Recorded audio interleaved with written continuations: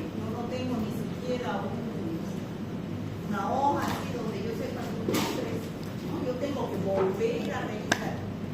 Esta es la época para mí más trabajosa porque voy a saber quién pasa, quién no pasa, quién se queda, quién se aplaza, quién todo eso. Empiezo yo a evaluar, por eso es que yo avanzo y me doy todo noviembre y diciembre para evaluar. ¿Ya? Octubre yo termino mi avance. ¿Por qué? Porque avancé periódicamente. ¿Ya? Hay docentes que se pasan hasta diciembre, siguen avanzando y después a la carrera. Entonces yo esta semana, hoy día termino con ustedes el avance de teoría. ¿Por qué? Porque quiero dedicar mis horas de teoría a estas exposiciones que para mí son interesantísimas. Estoy fascinada con las cosas que estoy aprendiendo, ¿no? Con estas cosas o sea, que tómenlo como una experiencia que a ustedes les va a servir. ¿Ya?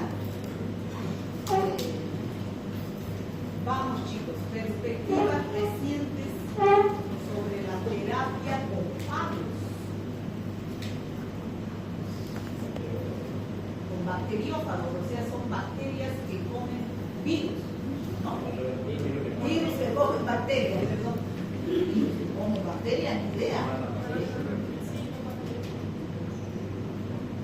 No, un bacteriófago, porque hay una bacteria que tiene dentro un virus.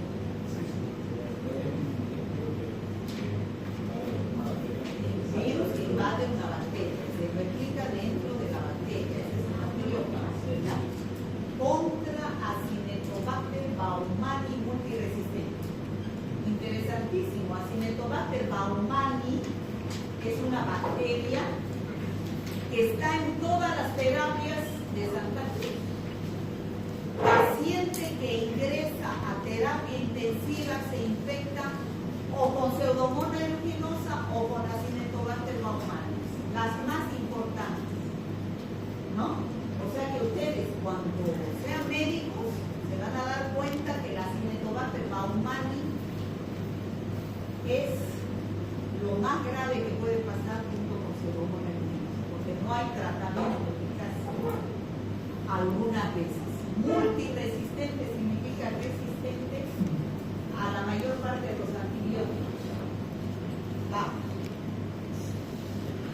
Buenos días, doctora. Buenos días, Auxi. Buenos días, compañeros. El día de hoy vamos a explicar acerca de las perspectivas recientes sobre la terapia con fagos contra Acinetobacter. A ver, un ratito, pongan Yo me imagino, no lo he leído el artículo, pero me imagino que se utiliza para destruir a las bacterias, en este caso Acinetobacter baumannii. Normalmente, ¿qué se utiliza? Antibióticos. Pero si es multiresistente, hay una terapia alternativa. ¿Cuáles son? Los fagos. ¿Ya? Para mí es nuevísimo. Sí. Bueno, comenzando con la introducción, primero se remonta la terapia de fagos en 1915 por un investigador el cual desarrolla esta terapia, pero en la aparición de la penicilina comienzan a aparecer antibióticos. Posterior a las personas comienzan a tratarse con los antibióticos y esta terapia se podría decir que fue olvidada, y hasta la actualidad, una vez que se tienen muchas y múltiples bacterias multiresistentes, es que se comienzan nuevamente los estudios y los ensayos científicos con la terapia de fagos. ¿En qué consiste básicamente? Vamos a estar abordando el tema a profundidad. Una pequeña introducción, básicamente va a atacar a las bacterias multiresistentes, las cuales van a ser sensibles a dicho antibiótico, los cuales también van a depender incluso del estado del paciente, si tiene alguna enfermedad de riesgo y alguna patología que pueda cronificarse.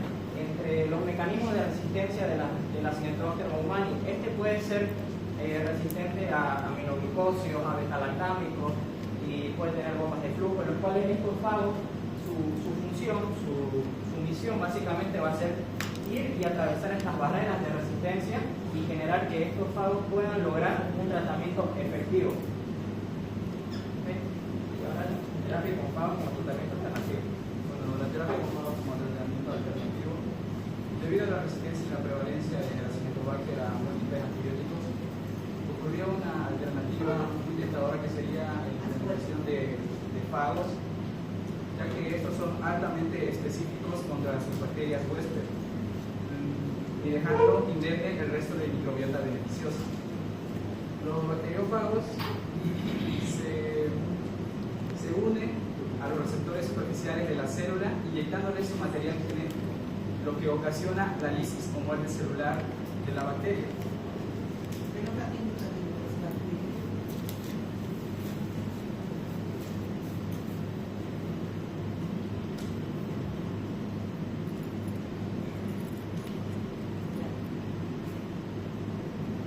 Los bacteriófagos se clasifican según su ciclo de vida y de sus funciones.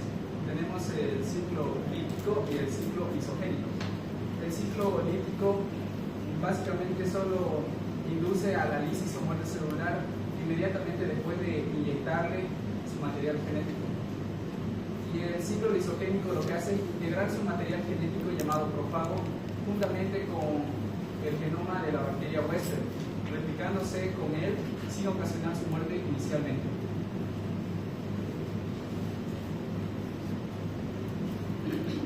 Las lisis de fagos.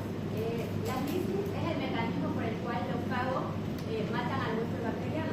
Este proceso se realiza mediante el sistema endolicina-orina, en el que la orina crea poros en la membrana que permite que la endolicina salga y destruya a los peptidoglucanos de la pared celular. Esto es lo que provoca la lisis y la muerte de la bacteria. Este mecanismo nos lleva a lo que es la terapia enzibiótica, que consiste en el uso principalmente de la lisina, que son enzimas que tienen una alta especificidad y también ayudan a que haya un menor riesgo de generar la resistencia contra los antibióticos. Estudios in vitro contra el Acinetobacter baumannii.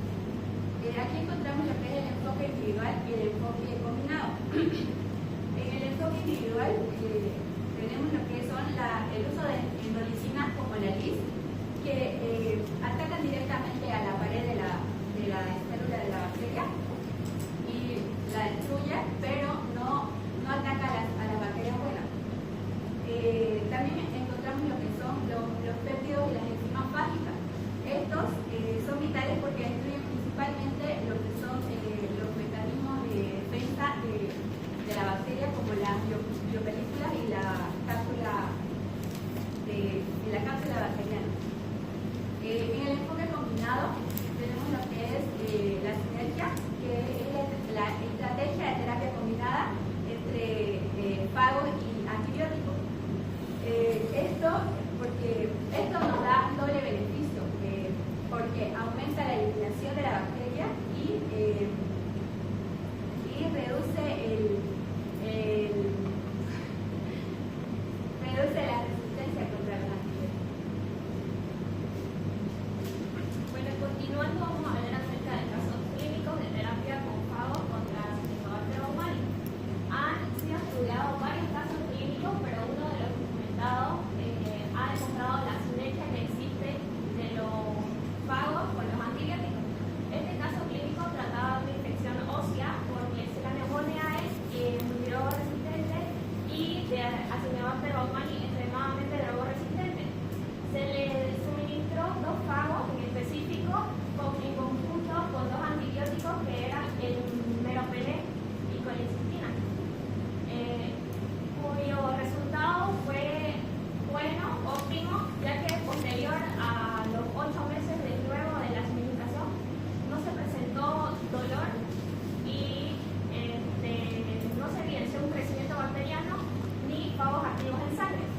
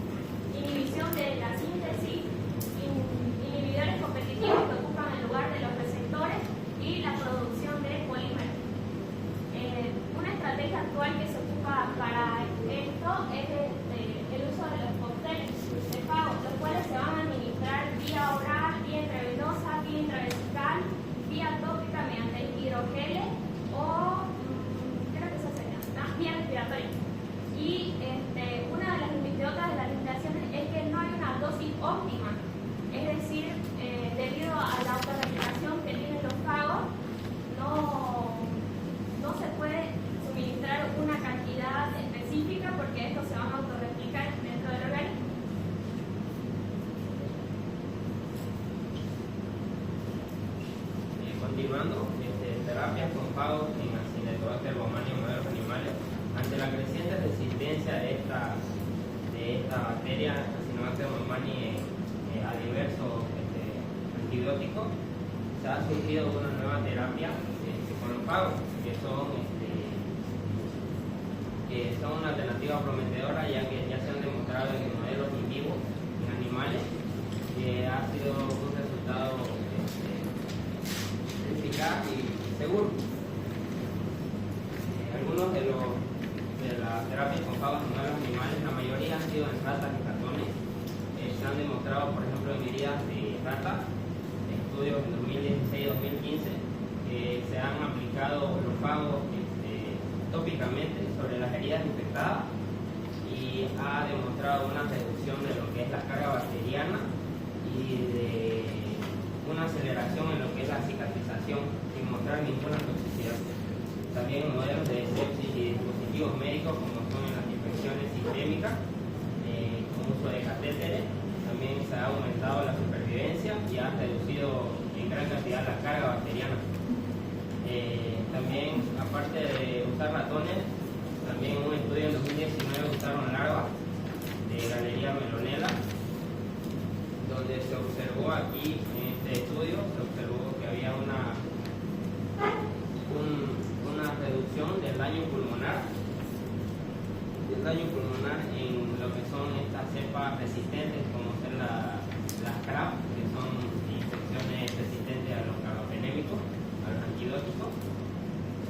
También en terapias combinadas, que son lo que mencionó mi compañera, que era el uso de los fagos más el antibiótico. Esto hacía un efecto cinético en varios de los modelos.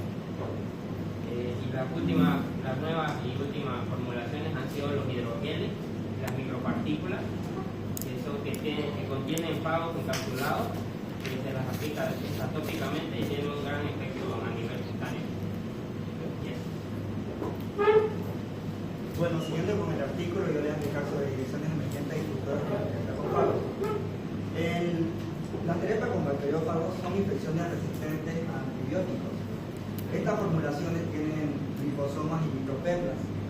Su estabilidad y administración oral son muy eficaces, ya que se han mejorado bastante. Esto se puede ocupar en recubrimientos médicos, terapias Quiero personalizadas. que lea, quiero que usted explique lo que ha entendido de esas hojas. Bueno, hablando sobre farmacocinética y farmacodinamia, en la farmacocinética se autorreplica y rompen biopelículas con dosis muy bajas. Y en la farmacodinamia, es decir, acá no altera la microbiota normal y es bastante eficaz. Ya, la ingeniería de fagos para mejorar la eficacia. Gracias a la biología sintética.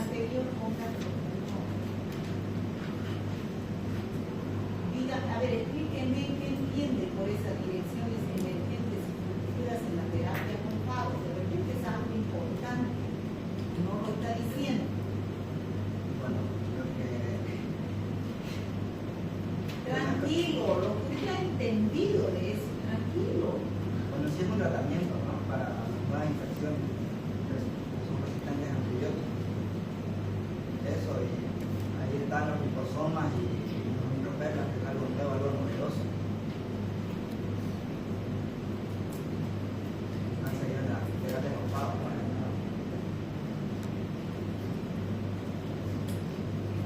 Ahí dice, ¿no? Que se ha utilizado tratar infecciones intestinales causadas por Clostridium difficile, ¿no es cierto? Para recubrir los catéteres, es importantísimo de los pacientes con los fagos.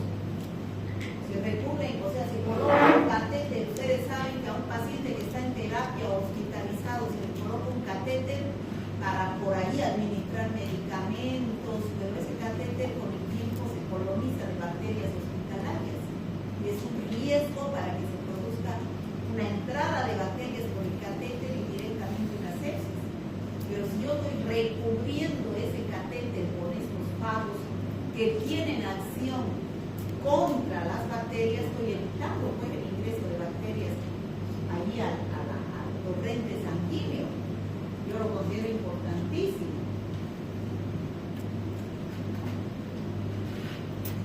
No sé, en fibrosis quística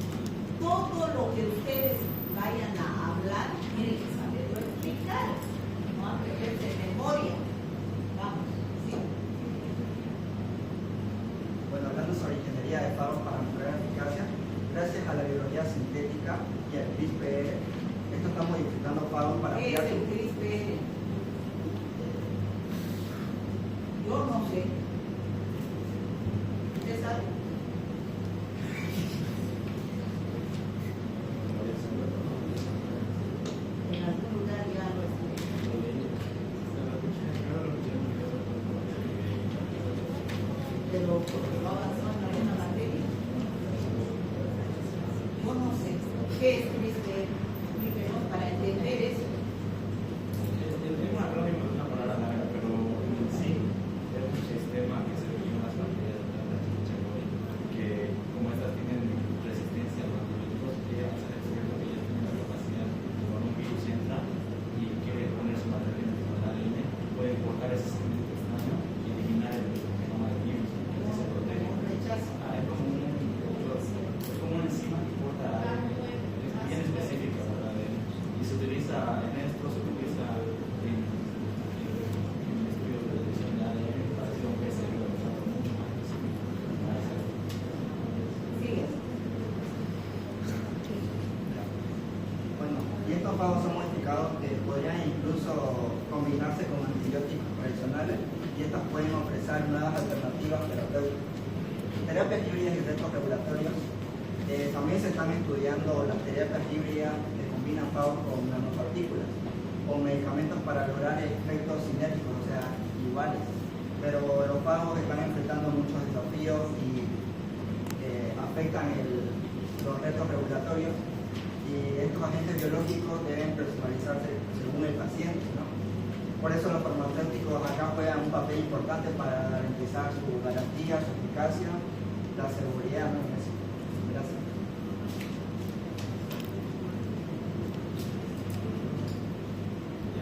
Antes de pasar a los casos clínicos, para que puedan tomar apuntes, se lo voy a explicar de una manera, otra vez, de una manera más sencilla. Direcciones emergentes y futuras en la terapia con fago. ¿Qué nos quiere decir esto? Básicamente, al comienzo les expliqué qué era la función o la misión del fago, que es ingresar una bacteria y generar la lisis de esta bacteria, porque tiene dos ciclos, uno que es el lisogénico y otro es el lítico. En el lisogénico simplemente va a potenciar a la bacteria y el lítico simplemente la va a matar. Entonces, en la terapia de fago lo que se busca es tener gran cantidad de fagos líticos que puedan realizar la lisis de estos fagos. Entonces, ¿cómo se va desarrollando a futuro? Por ejemplo, la utilización de un hidrogel, como estaban mencionando, básicamente si uno utiliza un hidrogel en base de fago, se lo puede utilizar en heridas. Hay estudios, por ejemplo, en China que se realizó en 2024 que se utilizó por primera vez el hidrogel, que fue para la curación de heridas. Luego, la farmacocinética y la farmacodinamia. La farmacocinética nada más nos habla de cómo este fago genera su autorreplicación dentro de una misma célula. Y la farmacodinamia nos habla básicamente cómo este fago realiza su sinergia con otros fármacos para terminar realizando su función y poder tener el tratamiento esperado para el paciente. Incluso hay algunas contras en cuanto que se quiere mejorar para el futuro con la terapia de fago. Por ejemplo, en la resistencia a antibióticos, no solo la bacteria puede ser resistente a un antibiótico, sino que también puede ser resistente al propio fago. Entonces, eso es lo que se busca. Además de que este fago no solo sea específico para uno, porque este fago se tiene en estudios todavía previos, es que este es específico para una bacteria. Se aísla la bacteria, se cultiva de manera indirecta, el fago tiene que cumplir esa función, entonces se van haciendo pruebas en la bacteria hasta que ese receptor específico que tenga la bacteria para el fago se una y se genera la lisis, y solo ese fago se utiliza para esa bacteria y algunos familiares de esa bacteria. Pero en cuestión a lo que se avanza para el futuro, se busca de que estos fagos puedan tener una amplia variedad para atacar a diversas bacterias.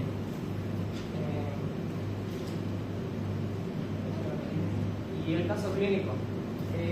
Este es un paciente varón de 68 años que va a presentar diabetes mellitus tipo 2 mal controlada, insuficiencia renal.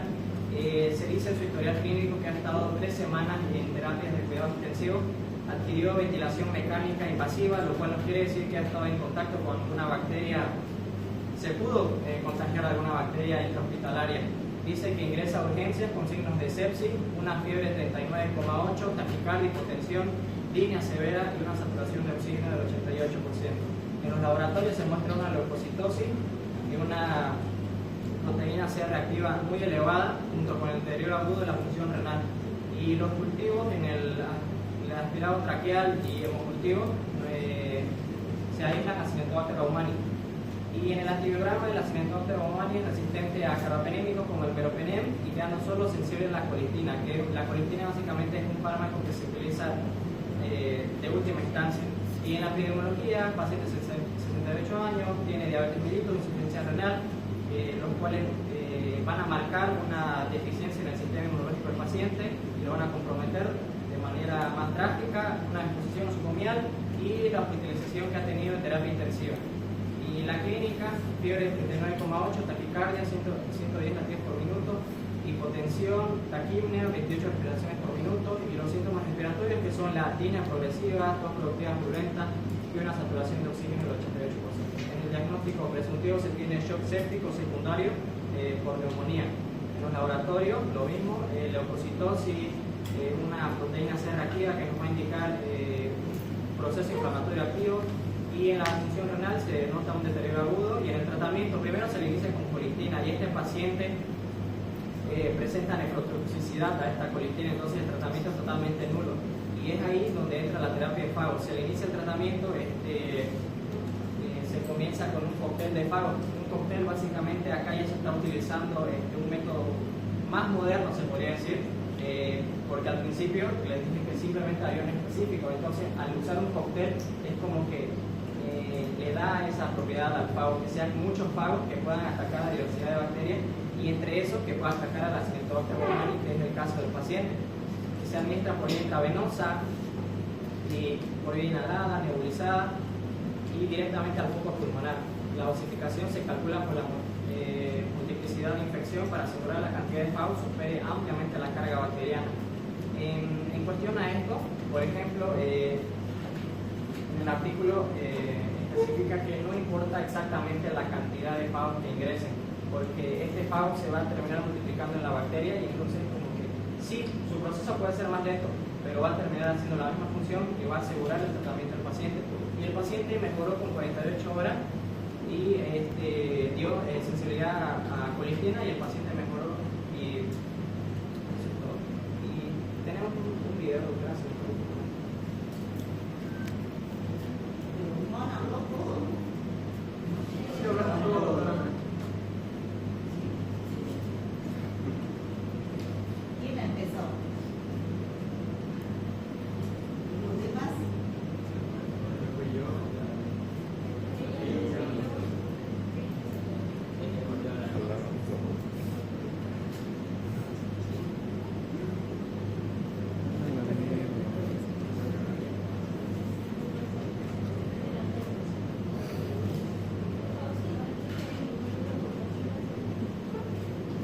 Ya, a ver, mientras se prepara.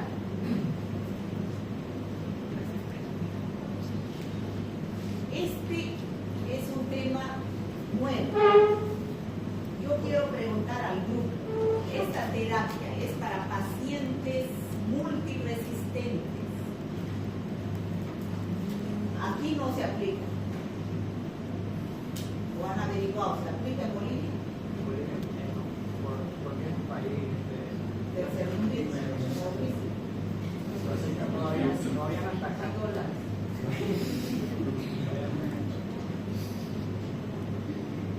Es la mejor opción para bacterias multiresistentes. Yo tengo una duda. ¿Esto se está aplicando en animales? Actualmente los experimentos sí son animales. ¿Ya hay aplicación en humanos? Sí, Ese caso clínico es en un humano. Pero como ensayo clínico o ya aprobado por la FDA. La sanidad no lo aprueba porque dice que todavía no es 100% comprobado ni seguro para la persona.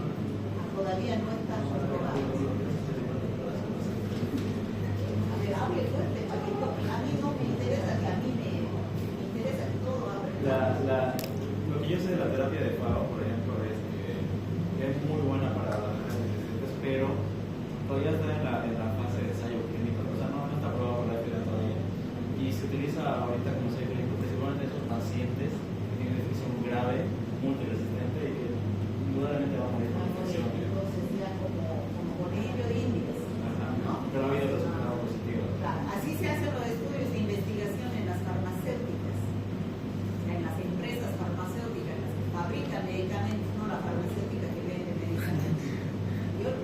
fabrica medicamentos, para sacar un medicamento a la venta, tiene que pasar por varios ensayos clínicos, por varias fases. Casos clínicos, ¿debido llevar ustedes investigación o no? Hay un estudio de investigación que aplica para sacar medicamentos para venta con ensayos clínicos. Un grupo control se llama. Uno que se aplica el medicamento y un grupo que no se aplica el medicamento, y ven cómo están evolucionando. Si realmente comprueban que el grupo donde se aplica tiene diferencias positivas con el que no se aplica el medicamento, entonces ya tratan de publicarlo, ya sacarlo, aprobarlo por la FDA, y quiere decir que ya es para consumo. Así. ¿Ya? Entonces, este medicamento, ¿se puede decir que es medicamento? ¿Qué es? Terapia. Pero va a salir como para tratamiento por cualquier vía. Sí, incluso se está buscando que hay un caso donde se aplica, creo que estaba en la diapositiva, para clostridium perfringens, que son cápsulas estéticas que funcionaron para tratar a un paciente con clostridium perfringens. Ya está como... A ver, yo quiero preguntar, a ver.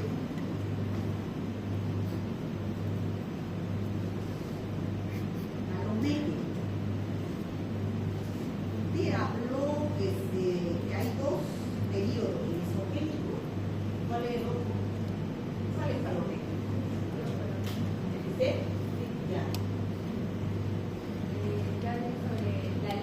No lo que usted habló, yo le estoy preguntando cómo actúan esos antibióticos. En dos periodos, uno que es el isogénico y el otro es el líquido.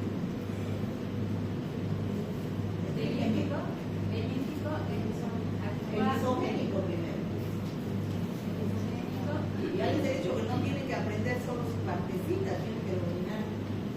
Si es poco lo que deben aprender es profundizar un artículo científico, o sea, todo tienen que saberlo, como una partecita así, yo no aprendo pues nada sobre el tema.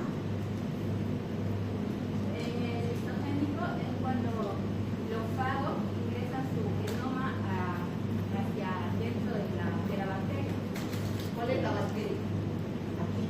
El acinetobacter, Ya. ingresa su genoma, dentro se replica junto a otras proteínas y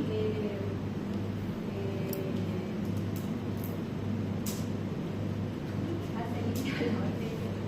Después viene el periodo lítico, se replica. ¿Qué quiere decir? Que se duermen cualquier cantidad, se multiplican dentro de la bacteria y después provocan su lisis. Eso es. Primero ingresan, se multiplican en el Acinetobacter baumannii y después se produce su lisis. Y ese es el objetivo final, que se destruya la bacteria, ya que los antibióticos no pueden destruir. A ver, me va a decir que es MDR.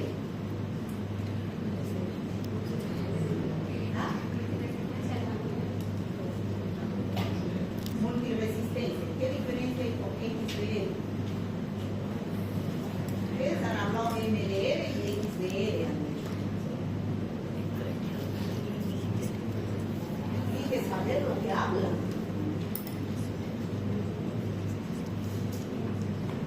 A ver, cualquiera del grupo. El error resistente era la bacteria tiene resistencia de 2 o 3 antibióticos a más, y XDR es que es resistente a los antibióticos en casi todos, a excepción de 1 o 2. Esa es la diferencia entre MDR y XDR. A ver, usted dígame cuál es la diferencia. Acaba de decir su compañero. No, allá atrás, ella, sí. MDR, ¿qué es? Ah, pues está charlando. ¿Qué es MDR? Fuera del grupo. Que es resistente a más de 1 o 2 antibióticos. Es resistente a 2 o 3 antibióticos. Eso es MDR. ¿Y qué es XDR?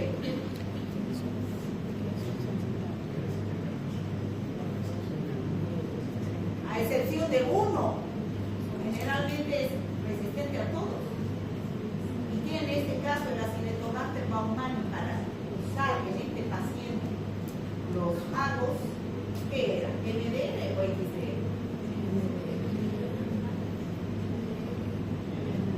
¿Ah? XDR, pues hijito, si no había tratamiento solo con antibióticos, ¿no es cierto? ¿O no? ¿Qué dices? Para generar la sensibilidad de esos antibióticos que están haciendo sinergia con el fago. A ver,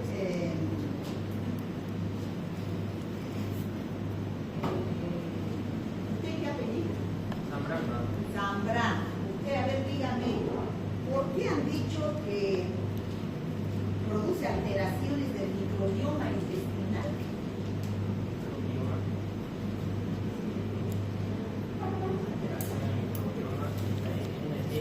¿Qué es el microbioma intestinal?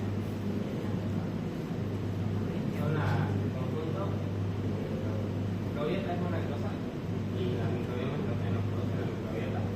Microbiota es la bacteria, bueno. El microbioma es el conjunto de microorganismos que No, conjunto de microorganismos es la microbiota. ¿Y el microbioma qué es? ¿Qué es? Conjunto de material genético, como la comida para la bacteria, buena, ¿no? Entonces, aquí ustedes han dicho que altera el microbioma intestinal. En ese caso clínico se demostró que había una alteración porque se acumulaban los fagos en el intestino. Solo mencionaba eso, no mencionaba nada más, solo una alteración en el microbioma intestinal. A ver, dígame, Santiago. Solamente se ha hecho experimentos en animales y actualmente está en ensayos clínicos en humanos. ¿Sí? A ver, hidrogeles, explíqueme qué son los hidrogeles.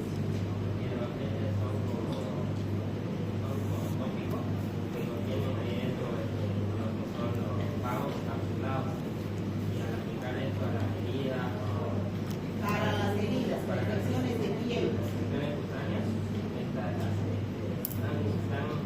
observado que ha disminuido la carga bacteriana y ha aumentado la cicatrización, ha acelerado el proceso sin mostrar ningún daño.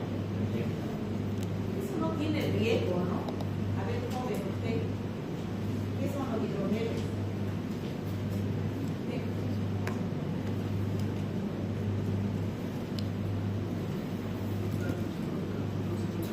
Chicos, no vengan a perder el tiempo. Para eso no les voy a llamar lista, mejor que se queden afuera. Para mí esto es interesantísimo. Yo lo disfruto. Y quiero que lo mismo ustedes, aunque sea, aprendan algo. ¿No? O sea, no les obligo a ustedes. El que quiera quedarse, se queda afuera. ¿Ya? No les voy a llamar lista. Pero a mí me interesa, porque son cosas nuevas para mí. No sé si ustedes ya lo han escuchado hablar, ¿no? A ver, vamos. ¿Ya fue su video? Póngalo su video.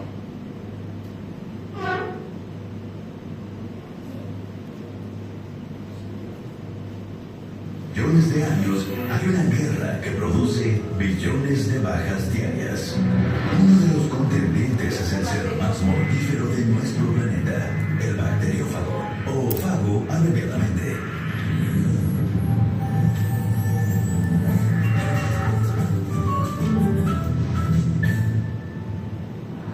Un fago es un virus que no está del todo vivo ni del todo muerto. Y su aspecto parece fruto de la imaginación de alguien.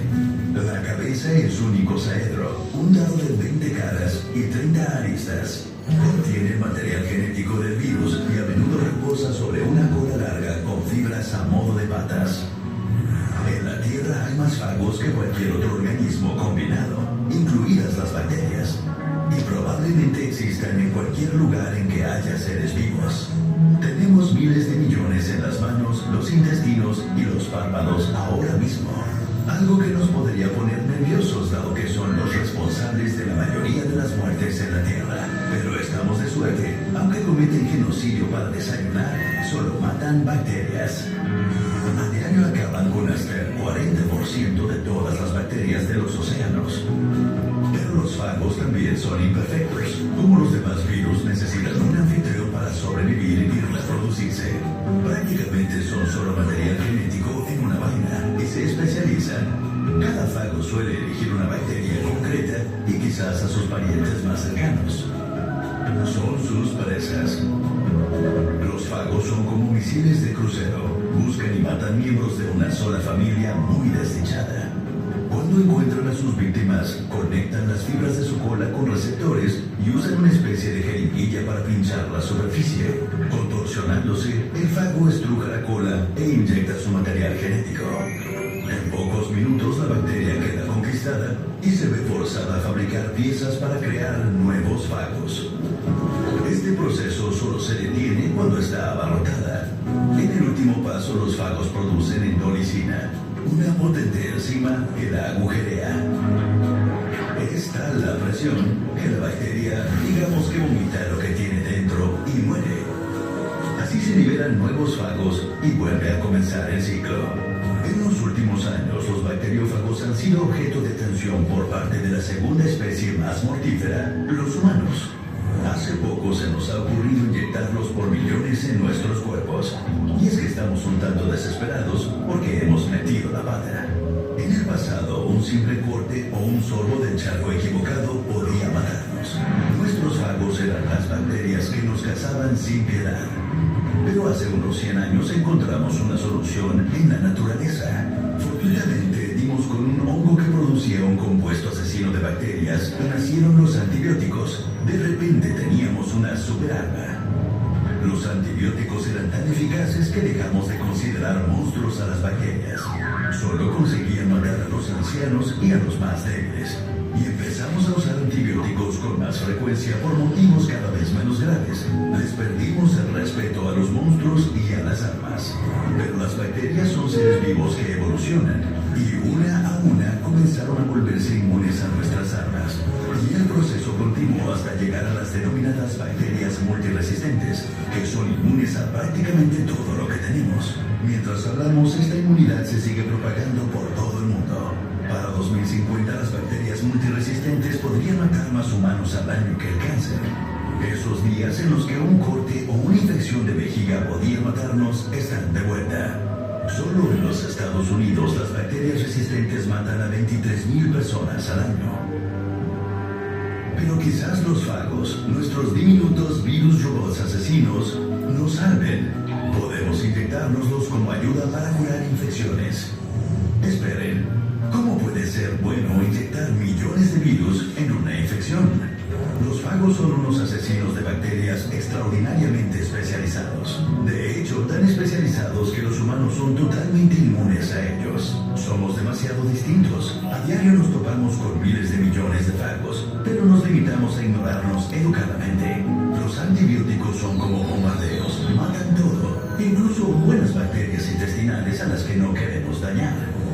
Los fagos son como misiles guiados que solo atacan cuando deben. Esperen un momento. Si usamos fagos para matar bacterias, ¿no encontrarán las bacterias formas para defenderse? Bueno, es algo más complicado. Los fagos también evolucionan. Hasta ahora han ganado la carrera armamentística que mantienen con las bacterias desde hace miles de millones de años. Esto los convierte en armas inteligentes que cada vez son más mortíferas. Pero incluso si las bacterias se volvieran inmunes a los fagos, aún podríamos ganar. Resulta que para lograr ser resistentes incluso a unas pocas especies de fagos, deben abandonar su resistencia a los antibióticos. Podríamos ser capaces de atraparlos en una trampa 22. Ya se ha probado en un paciente al que no le quedaba ninguna otra esperanza. Padecía una infección de la cavidad torácica por Pseudomonas aeruginosa, una de las bacterias más temidas. Resistente a la mayoría de los antibióticos, puede sobrevivir incluso en el alcohol en gel para manos. Tras años de sufrimiento, le introdujeron en el pecho miles de fagos junto con los antibióticos a los que la bacteria era inmune. Unas semanas después, la infección había desaparecido totalmente. La pena es que el tratamiento aún es experimental y las empresas farmacéuticas son reacias a invertir los miles de millones necesarios en algo que aún carece de aprobación oficial. Pero las cosas están cambiando. En 2016 inició el mayor ensayo clínico realizado hasta la fecha y los fagos están recibiendo cada vez más atención. Y nos conviene acostumbrarnos a ellos porque la era de los antibióticos como superarmas está llegando a su fin. Es un concepto extraño, pero inyectar directamente en el cuerpo el ser más mortífero del planeta podría salvar millones de vidas. Este video ha sido patrocinado por usted. Si quiere ayudarnos directamente para que hagamos más, puede Muy bonito, un aplauso.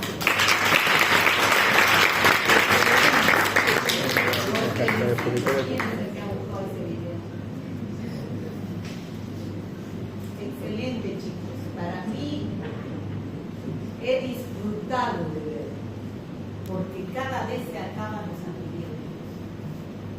¿No han oído? El 2050 no va a haber bacteria que no sea destruida por los antibióticos, o sea, que sea destruida por los antibióticos. Entonces, ¿qué son los fagos? Es una esperanza. Es una esperanza, ¿no? Entonces, dice, su compañero ha dicho que los fagos se han estudiado antes de que aparezca la penicilina. Pero apareció la penicilina y todo el mundo tomaba para la gripe, ahora la penicilina no sirve para nada, ¿no? Entonces, ya hay estas bacterias multiresistentes, pero la vida puede evolucionar. Pero hay esperanza con los fagos, pero está todavía en proceso de investigación. Miren, y eso les felicito, excelente, muy bueno. Y su video espectacular, me encantó. Yo lo disfruté, no sé ustedes. ¿Me gustó? Sí. Yo lo disfruté también, pues. Muy bien, chicos.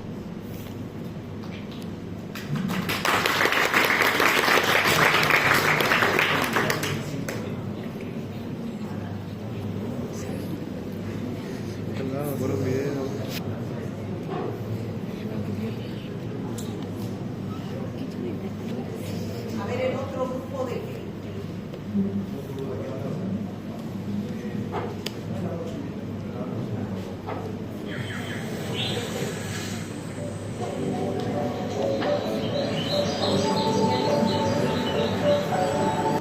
metagenómica de nueva generación comparada con el hemocultivo como método de diagnóstico de primera línea para infecciones del torrente sanguíneo en pacientes hematológicos con neutropenia febril.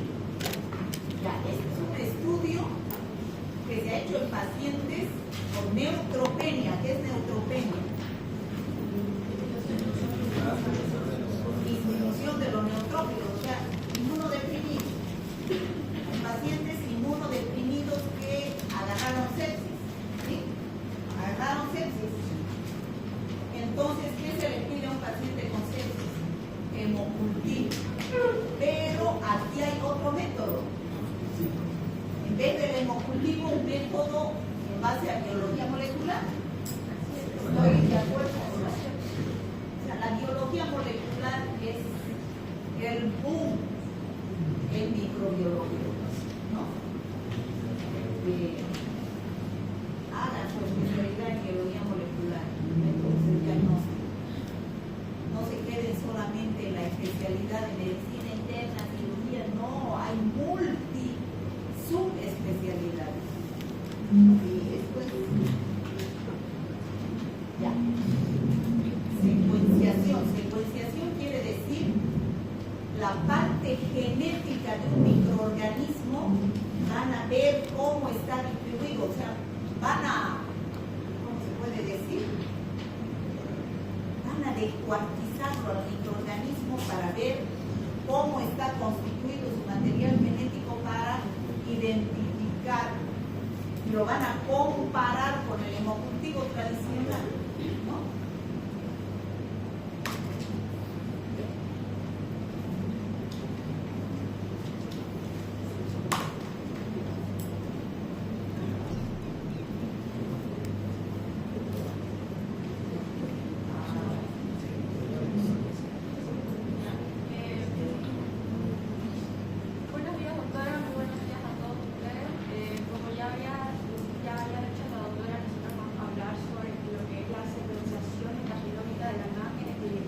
nueva generación comparada con el monocultivo como método de diagnóstico de primera línea para infecciones de torrente sanguíneo en pacientes hematológicos con neutropenia febril.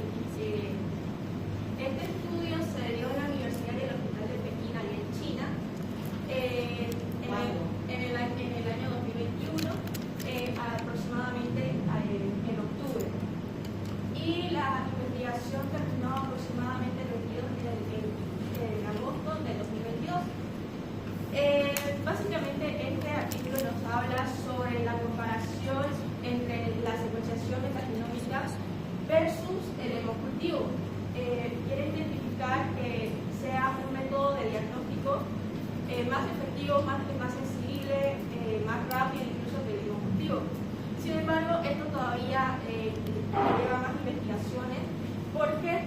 Porque aún no se utiliza como primera opción para pacientes con neutropenia febril.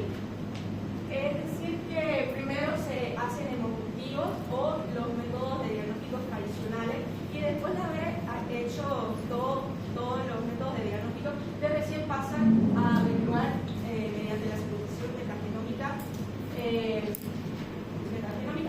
Y básicamente les lanzan los mismos resultados, pero se dieron cuenta que este nuevo método acorta tiempo, lo que implica una alta sensibilidad.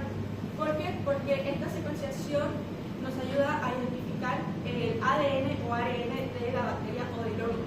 Por lo general, en pacientes hematológicos, cuando existe una infección, son atacados mayormente ¿por qué? Por bacterias y hongos, por lo general. O sea que existe bacteremia y fungemia. En esta investigación se utilizaron aproximadamente unos 300 pacientes. En realidad eran 310, pero 4 fueron descartados y otros 6, las muestras no se tomaron al mismo tiempo. Es decir, que no se tomaron al mismo tiempo tanto la secuenciación metagenómica como los hemocultivos para comparar el tiempo que mandaban los resultados. Entre esos pacientes había, por ejemplo, pacientes con leucemia mieloide aguda, también pacientes con neoplasias hematológicas y demás. Los pacientes tenían un rango de edad entre 15 a 102 años y más o menos el promedio de edad era entre 44 años aproximadamente. Un 55% eran pacientes de sexo femenino y un 45% de pacientes masculinos. Este artículo fue lanzado fue registrado por clinicatrials.gov y se dio, como les dije al principio, en la Universidad de Pekín. Algo más que les podría decir es que durante esta investigación el principal objetivo era ver cuánta sensibilidad tenía esta secuenciación metagenómica y qué tan efectiva era. Y ya los objetivos generales eran el tiempo que nos ahorraba en esperar a que el cultivo se haga o que los hongos proliferen y demás. ¿Cómo les puedo hablar? Por ejemplo, un caso hipotético o un caso clínico puede ser con un paciente de 42 años con leucemia mieloide aguda.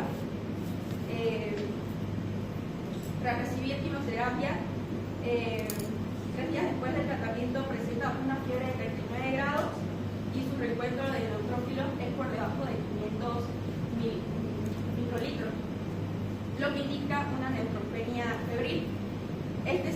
Se le toma la muestra tanto para un hemocultivo y una secuenciación metagenómica.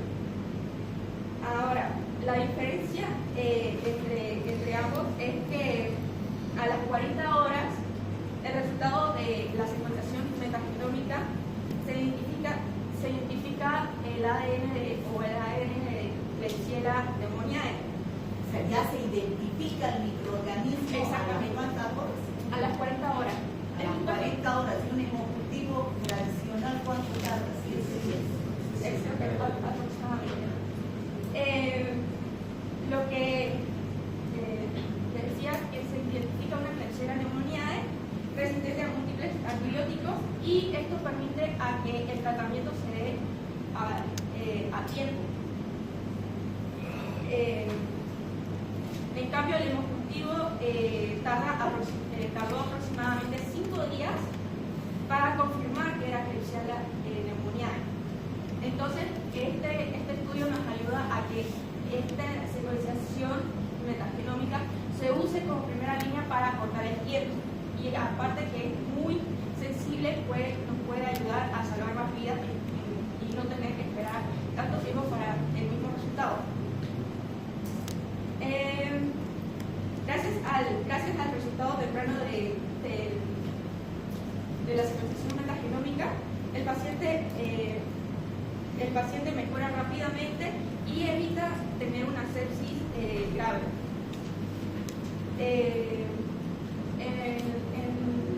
Mi compañero les hablará más a detalle cómo se realizó este estudio allá en Berlín y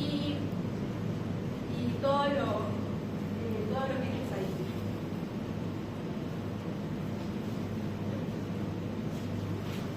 Quiero hablar sobre los métodos que se realizaron. ¿Cuál es el objetivo primero? Antes el método, antes de metodología está el objetivo. Ya lo dije. Ya lo dijo. Sí, solo quiero terminar la lectura. Evaluar si una nueva técnica llamada secuenciación puede servir como método diagnóstico principal. Ya. El método que se utilizó para hacer este estudio, como bien indicó mi compañera, se centraba principalmente en personas de 15 años en adelante, digamos, igual los mayores de 15 años. También se buscó personas con enfermedades hematológicas y también con personas con neutropenia febril para realizar este estudio. Yo le voy a mostrar un caso clínico en el cual se podría comparar, digamos, o ver un tipo de paciente así con neutropenia febril o un problema hematológico en el caso de una donación. Se los voy a leer el caso clínico a continuación, en donde hay una bacteremia a un paciente, Osiris, de 24 años, masculino, como antecedentes tiene un trasplante renal hace un año a causa de una insuficiencia renal y tuvo un tratamiento inmunosupresor y no tiene antecedentes aparte de eso. Por motivo de consulta presentó fiebre persistente y malestar general, que son signos clásicos de una neutropenia febril. Lo característico de la neutropenia febril, por ejemplo, sería que hay una fiebre de una sola toma, podría tener 38,3 grados, y también en múltiples tomas en 38 grados, y fiebre bastante recurrente, digamos. Y obviamente una neutropenia. La neutropenia se puede dividir en distintos niveles, digamos, puede ser leve, moderada y severa. La leve se caracteriza porque hay menor a 1500, entre 1500 y 1000 neutrófilos, mientras que una moderada sería entre 1000 a 500 y una severa sería menor a 500. En este caso vamos a ver una severa. En la historia clínica presentaremos que el paciente es inmunodeprimido por el trasplante renal, acude al servicio de urgencias con una fiebre de 38,8, escalofríos, fatiga intensa y pérdida de apetito. Niega todo, síntomas urinarios. En el examen físico se observa palidez, taquicardia, hipotensión leve y leve dolor abdominal difuso. Aquí ya nos damos cuenta que presenta una clínica de una sepsis. Entonces, ahí como se puede apreciar, ahí se ve la neutropenia de otro neutrófilo bastante disminuido, grave o severa. Se obtiene el hemocultivo y se inicia tratamiento empírico con cefopime intravenoso como protocolo. En la evolución clínica indica que a las 24 horas el paciente persiste con la fiebre y con una presión descomposición arterial en descenso, es decir, la sepsis, digamos, se está agravando debido a un tratamiento que no se le dio específicamente y no se da tiempo, y por ende el paciente entra en descenso, es decir, fallece, digamos, en consecuencia al no tener un rápido diagnóstico por realizar estudios y no este tipo de estudios que estamos haciendo, que es mucho más rápido, como había demostrado mi compañero.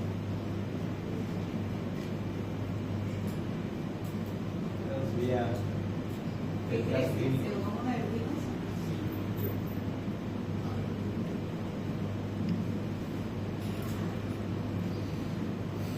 Entonces sería todo el caso clínico. Un poquito más. Póngalo por favor para arriba. El diagnóstico final, ¿no? No, un poquito para arriba. Quiero ver la evolución. Crecimiento al tercer día, pseudomonas multiresistente, sensible solo a meropenem. Se le había dado cefepime, una cefalosporina de 4. Solo cefepime. La monoterapia no es buena.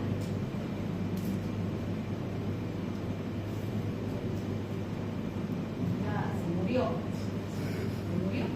Falleció el paciente, digamos, a no dar un correcto tratamiento porque el diagnóstico tardó en darse. O sea, la sensibilidad a que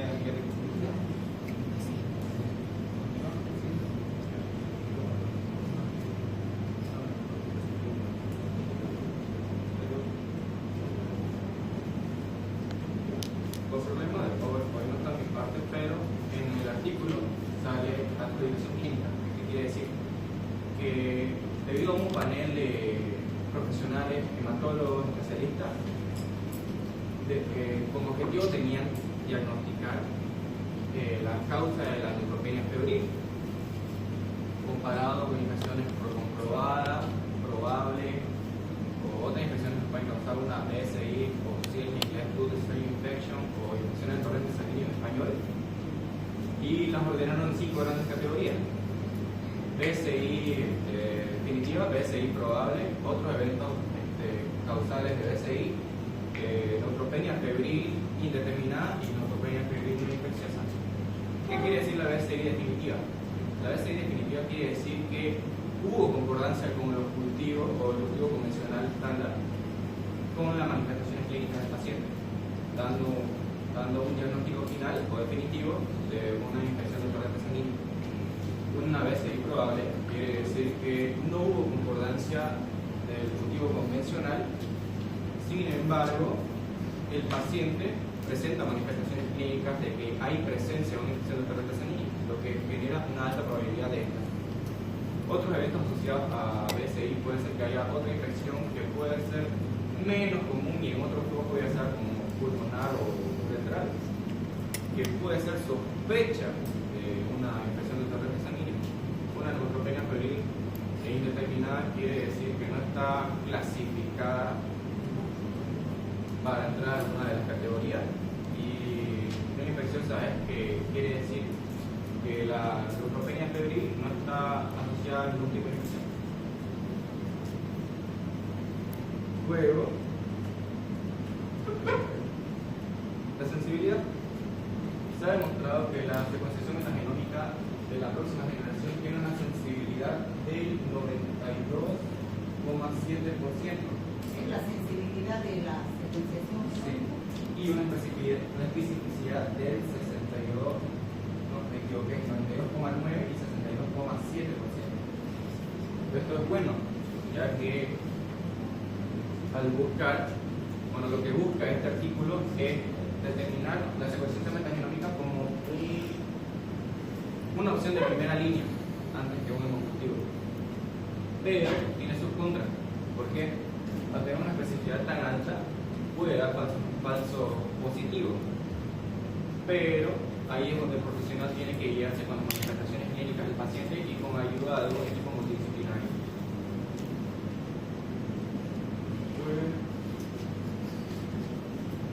Eso sería todo. Después sigue mi compañero. A continuación entrará sobre la conclusión y sobre el aspecto económico, sobre todo de este método de diagnóstico. Aunque no es muy tocado, pero el aspecto económico, al menos en nuestro país, es muy importante, debido a que sabrán, somos un país tercermundista y no muchas personas tienen el acceso a poder costearse este método de diagnóstico. Pero a largo plazo es mucho más conveniente y mucho más ahorrativo, por así decirlo, que un hemocultivo, porque vamos a evitar gastos hospitalarios en un futuro. Los hemocultivos están en los laboratorios alrededor de entre 150 y 300 bolivianos. Y la secuenciación metagenómica de siguiente generación puede llegar a costar entre 400 y 800 dólares, debido a que es un nuevo método y se necesita mucha más tecnología para implementarlo. En conclusión, la neutropenia febril es una de las urgencias más importantes en pacientes con enfermedades hematológicas o inmunodeprimidos, como son los pacientes que están cursando por una quimioterapia. Prácticamente no tienen defensa frente a estas infecciones de sangre. Tradicionalmente, el diagnóstico principal que se utiliza para buscar un agente patogénico o la bacteria es el hemocultivo. En su defecto también podemos usar urocultivos o desfutos, pero tienen una especificidad del 30 al 50% y son muy tardados. Así que se optó por este método diagnóstico como primera línea debido a que se ahorra mucho tiempo y tiene una especificidad más alta, lo que puede reducir por mucho la mortalidad de los pacientes. Este estudio demostró que la secuenciación metagenómica de reciente generación tiene una sensibilidad y especificidad superior al 94%. Y además permitió detectar bacterias, hongos y virus. Gracias a esto, la mitad de los pacientes se pudo ajustar a un tratamiento antimicrobiano más específico y así evitar el uso de antibióticos de amplio espectro y reducir la aparición de nuevas bacterias multiresistentes. Si bien es una técnica costosa que requiere personal especializado, su implementación puede acortar el tiempo de diagnóstico, optimizar el uso de antibióticos y salvar muchas vidas. ¿Eso es todo? Es súper Sí. Muy interesante, muy bueno. Ya tengo algunas preguntas. A ver, me va a decir Aileen. Aileen, la sensibilidad del hemocultivo, ¿cuánto por ciento? Tiene la sensibilidad ¿Cuánto? No, eso es del método genómico, del hemocultivo, del que conocemos y hacemos todos. En general, entre 30 y 50% de... Esa es la sensibilidad. ¿Qué quiere decir sensibilidad? Usted, niña, ¿sabe qué quiere decir sensibilidad? Es que tiene mayores Usted siempre de una prueba van a escuchar hablar de sensibilidad y especificidad. ¿Qué significa sensibilidad?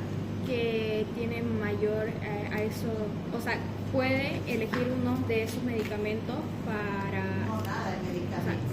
Es una elegir esa pruebas prueba. de laboratorio. elegir, tiene mayor, o sea, como que, no se puede decir, Mientras más se acerque al 100%, ¿es mejor o es peor? tiene mejor, Es mejor. ¿Por qué? porque tiene mayor sensibilidad, o sea, a las bacterias ir, o sea, encontrar más fácil, mejor. Mucho mejor. Cuando una prueba de laboratorio se acerca al 100% de sensibilidad, significa que tiene mayor posibilidad de encontrar a los microorganismos. La PCR es más sensible que el hemocultivo o que el urocultivo. ¿Por qué? Porque el urocultivo puede que le dé falsos negativos, pero no es muy sensible. Y la PCR detecta genéticamente. Entonces es cerca al 100% de sensible, tienen mayor posibilidad de encontrar lo que los otros métodos no pueden encontrar. El hemocultivo es una técnica que tiene el 30 al 50% de sensibilidad. ¿Qué quiere decir eso? Que si ustedes alguna vez tienen un paciente con sepsis y piden un hemocultivo manual, hay un 30-50% que les dé un falso negativo, que no les va a crecer nada porque tiene baja sensibilidad. ¿Me dejo entender? Entonces, ¿qué tienen que hacer? Van a decir, no tiene sepsis, porque el laboratorio les diga negativo. ¿Qué haría usted? Hacer su diagnóstico, doctor. ¿Qué haría? Doctora, ¿qué haría? Ahí está. Relacionar con la clínica. Va a ser diagnóstico, clínica, epidemiología y laboratorio. Y el laboratorio tiene pruebas sensibles con diferente sensibilidad y con diferente especificidad. El gol estándar, la prueba de oro, es la más sensible y la más específica. Sensibilidad, captar la mayor parte de los positivos, pero el riesgo está de que, ¿cuál es el riesgo de que tenga la prueba mayor sensibilidad? De que pueda dar falsos positivos. Exactamente, que no pueda ser la bacteria o el virus y que pueda hacer reacciones cruzadas. Por detectar algo está detectando otro, ¿no? De hecho, igual puede, no por algo si tiene alta sensibilidad, también puede preguntar falsos negativos. Por ejemplo, puede ser la falta de material genético, puede echar falsos negativos. No hay que descartar esa opción. Ya, ¿y la especificidad? ¿Qué es la especificidad? Detectar de qué bacteria o de qué hongo estamos hablando. Por ejemplo, hay un montón de especies y demás, sin embargo, especifica qué especie estamos hablando. Exactamente, especificidad. Mientras más específica sea una prueba, es más... si yo estoy buscando a Ailén Pacheco, al entrar a la universidad busco a Ailén Pacheco. Si yo estoy utilizando una buena técnica de búsqueda, la voy a encontrar a Ailén Pacheco. No voy a buscar a otra parecida a Ailén Pacheco. Entonces, depende de qué técnica. De repente vengo y busco a ver si encuentro, ¿no? Si yo voy directamente a la carrera de medicina a buscar a Ailén Pacheco, la voy a encontrar. Ese es el más específico. ¿Se entiende? En cambio, si yo voy a buscar ahí a Belén, donde voy por los parques, no la voy a tardar más. Entonces, esas técnicas menos específicas. Voy a buscar a otra persona. ¿Se entiende? Y gracias a ello podemos evitar el uso de antibióticos antiinfectivos. Exactamente. Si yo con esa técnica que tiene mayor sensibilidad y especificidad busco a la bacteria correcta que está produciendo la infección en ese paciente, voy a dar el antibiótico correcto y voy a ganar tiempo, porque ¿cuál es el riesgo? A ver, ¿quién me puede decir de ustedes? De estos pacientes. Por ejemplo, cuando se tiene la neutropenia febril y entra una infusión o se llega a una sepsis grave, ya es como para perder al paciente. Es por eso que gracias a la secuenciación genómica ganamos tiempo, porque es lo que necesitamos como 3 días. Pero ¿por qué nos interesa ganar tiempo en estos pacientes? Para evitar En los neutropénicos. para evitar que la infección siga propagándose aún más y sea más grave. Porque aquí rapidito avanza, pues estos pacientes no tienen defensas. ¿Qué es lo que sucede en el oncológico? En el oncológico son pacientes con cáncer, que tienen leucemia, diferentes tipos de cáncer. ¿No han averiguado ustedes si en el oncológico hay experimental. Es experimental, ya recién se experimentó porque les cuento que el oncológico ha comprado los últimos aparatos? Yo me quedé para el otro día en un curso que hizo. Han disertado los del laboratorio del oncológico con sus infectólogos. Tienen los aparatos más buenos de todos acá. Lo han equipado ese laboratorio una maravilla. ¿Por qué? Porque son pacientes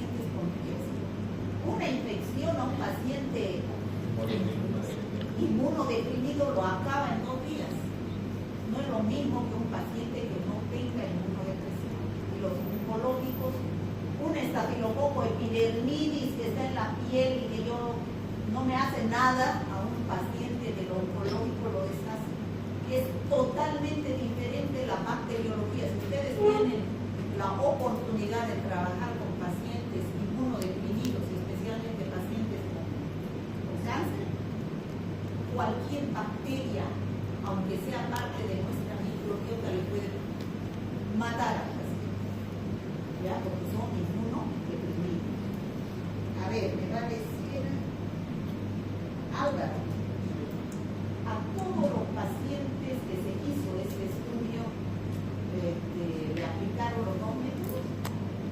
Sí, eran 300 días de inicio, pero a algunos se les descartó el hecho de hacerlo porque no se tomaron las muestras con tiempo. Pero sí hicieron los 2 ensayos de cultivo y ¿Cuáles eran los criterios de inclusión en el estudio? Que el paciente tenga una enfermedad hematológica y que tenga una neutropenia febril. Claro, y la edad, el rango de edad de 15 años en adelante. No los niños. No, o sea, una edad adolescente. Y eso sería todo. A ver, José Miguel. Josué, ¿qué beneficio tiene estos métodos moleculares? Determinar básicamente la bacteria ingresada en pacientes hematológicos con menor tiempo. Lo que sí es una contra para esto es que es un método, por así decirlo, caro a comparación con el objetivo. Es caro, pero caro la prueba. Pero ¿cuánto gasta un paciente en antibióticos caros sin necesidad, en estadía hospitalaria sin necesidad? O sea, es riesgo-beneficio, ¿no? Si yo detecto rápidamente con un método bueno, aunque sea caro, una infección con el agente causante, el antibiótico correcto, ese paciente se va a curar en mismo tiempo que estando probando y probando y probando con otros métodos, esperando el resultado, ¿no? O sea, es costo-beneficio. Entonces, ¿qué pueden concluir ustedes del trabajo? Usted ya no. Sobre este trabajo, es algo que se debería seguir investigando porque lo podríamos utilizar, digamos, como lo había dicho, el paciente inmunodeprimido con el oncológico, en caso de que se presente la gente con una sepsis, para dar un diagnóstico específico y un tratamiento específico contra una bacteria que pueda contaminar a un paciente ahí y evitar así el deceso del paciente. Eso es lo que se rescataría de todo el estudio. Buscar un diagnóstico rápido y específico. Entonces, como él dice, diagnóstico rápido y específico en pacientes graves inmunodeprimidos. ¿Para qué? Para disminuir la tasa de mortalidad de los pacientes que mueren. Tienen una tasa de mortalidad alta por la sepsis y por su estado de inmunodepresión. Primero, ¿no? Entonces, en el oncológico, como les decía, hay métodos que están haciendo, no sé si será esta prueba, secuenciación metagenómica de nueva generación, debe ser esta mucho más sensible y específica. Pero hay métodos moleculares, ya tienen el PET alert, que en 6 horas ya les da, se mete los frascos de hemocultivo y si hay bacteria en esa sangre, a las 6 horas esa bacteria ya produce dióxido de carbono y por turbidimetría esa máquina capta ese dióxido de carbono resultante del metabolismo de la bacteria y empieza a sonar. Entonces a las 6 horas ya tenemos un examen. Uno va y abre la máquina donde está sonando, ahí se saca el frasco, nos dice que es positivo nada más. Entonces, ¿qué hay que hacer? Identificar a la bacteria. Me imagino que este método ya tiene la identificación y el antibiograma más. ¿No? ¿Sí? Se supone que al detectar ya la bacteria o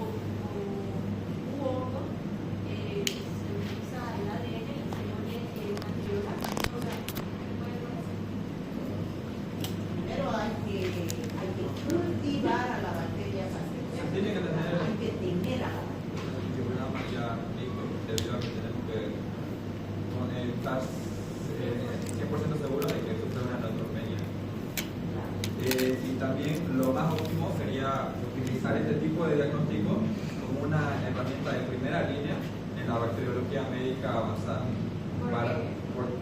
Porque es un método mucho más específico, sensible y rápido que el hemocultivo. Entonces así podemos evitar mucha más mortalidad por este infección. Exactamente, es disminuir la tasa de mortalidad por infecciones de sepsis en pacientes para controlar la multiresistencia, para evitar usar antibióticos. ¿Qué es lo que hacen aquí los médicos? Tratamiento empírico en estos pacientes.